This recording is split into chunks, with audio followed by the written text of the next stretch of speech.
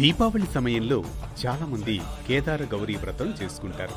కేదార గౌరీ వ్రతం గురించి గౌతమ మహర్షి చెప్పగా పార్వతీదేవి స్వయంగా ఆచరించి పరమశివునిలో అర్ధ భాగాన్ని పొందినట్లుగా లింగ పురాణం చెబుతుంది.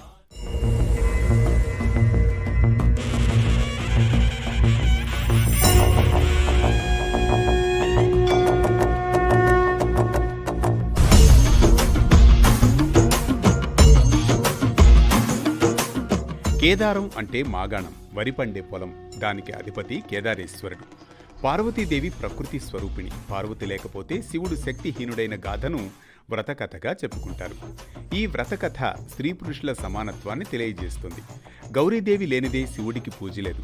గౌరీతో కూడిన సాంబశివుణ్ణి పూజించే ఈ అరుదైన వ్రతాన్ని ఆచరిస్తే అన్యోన్య దాంపత్యం సిద్ధిస్తుందని శాస్త్రవచనం. అందుకే భార్యాభర్తలిద్దరూ కలిసి ఈ వ్రతాన్ని చేస్తారు.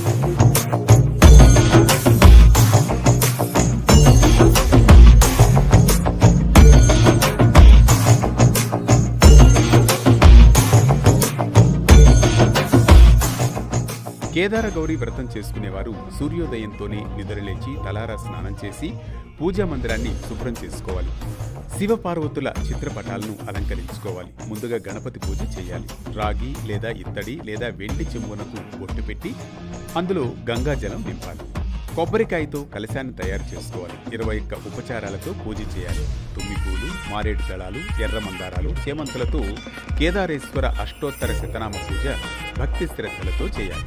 గోధుమ పిండితో తయారు చేసిన నేతి అరిసెలు, ఆవు పాలు, పెరుగు, నెయ్యి, తేనె, పాయసం నివేదన చేయాలి. ఆ తర్వాత కేదార గౌరీ వ్రతకథను చదువుకుని శిరస్సున అక్షంతలు వేసుకోవాలి. ఈ నోము నోచిన వారికి అష్టైశ్వర్యాలకు, అన్న వస్త్రాలకు లోటుండదని భక్తుల విశ్వాసం. వ్రతం పూర్తి చేసిన అనంతరం నక్షత్ర దర్శనం చేసుకుని స్వామికి నివేదించిన వాటిని ప్రసాదంగా తీసుకోవాలి.